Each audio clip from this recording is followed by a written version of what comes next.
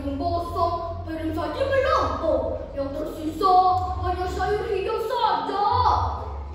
Mbak Put menjelaskan. Maaf ya Pak Rimo, tadi saat sedang memasak aku ketiduran. Walhasil makanan yang sudah diolah pun menjadi hangus semua, kecuali sayur hijau saja. Pesta tidak mungkin dibatalkan, tapi apa jadinya jika pesta tidak ada makanan? Teman-teman, siapa yang mau makan masakan gosong? Ada.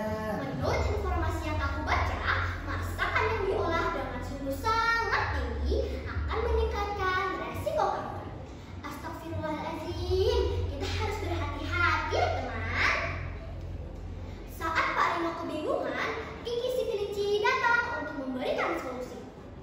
Pak Rimo, bagaimana jika Bugaga saja yang memasak? Pak Rimo kagetnya bukan main. Oh, Bugaga, seekor naga. Apa jadinya jika tiba-tiba Bugaga menyemburkan api? Rubah saja bisa membuat masakan gosong, apalagi naga. Kayaknya Pak Rimo kurang percaya pada Bugaga. Jangan salah Pak Rimo. Saya sering diberi makan Bugaga. Rasanya enak sekali. Mendengar ucapan Kiki, akhirnya Pak Rimo pun percaya dan mau menemui Bugaga di rumahnya. Wah, semuanya unik sekali. Tiang rumahnya berbentuk batang jamur, pintunya berbentuk daun mangga, dan jendelanya berbentuk kacang panjang yang dikepang. Awalnya Bugaga ragu menerima tawaran Pak Rimo, tapi dengan dibantu Kiki, akhirnya mereka berdua pun mulai memasak dan yakin bisa menyajikan makanan sehat dan juga bergizi. Malam pun tiba.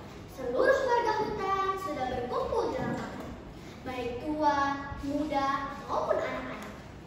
Pesta berlangsung meriah. Semua penghuni hutan merasa bahagia karena hasil panen yang melimpah.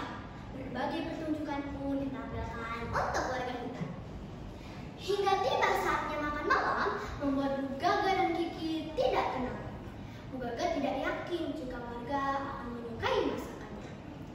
Tenang saja Bu, pasti semua akan suka masakan Ibu, kata Kiki, walaupun sebenarnya Kiki juga tidak yakin. Dan benar saja, banyak binatang yang menggerutu, menganga. Ini kan pesta besar, kenapa tidak ada daging? Sayur itu tidak enak, rasanya pahit sekali. Mendengar ucapan itu membuat hati Bugaga menjadi tidak karuan. Pak Rimo membujuk para binatang untuk mencicipi makanan terlebih dahulu. Hai teman-teman, ayo segera makan.